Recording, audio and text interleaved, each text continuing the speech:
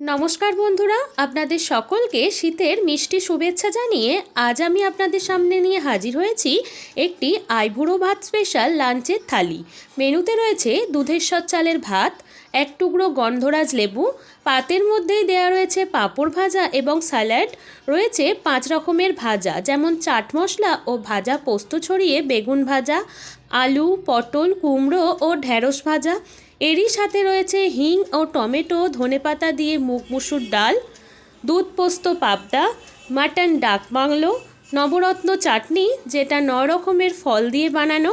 আর রেসিপিটা আমার চ্যানেলে আগে থেকেই আপলোড করা আছে। আর শেষ পাতে মিষ্টি মুখের জন্য রয়েছে ছানার কেশরভোগ পায়েস, এটার রেসিপিও আমার চ্যানেলে দেওয়া আছে। আছে ক্ষীর দই এবং 5 রকমের মিষ্টি, তাছাড়াও 1 গ্লাস জল তো রয়েইছে। থালিটি কেমন লাগলো কমেন্টে জানাতে ভুলবেন না।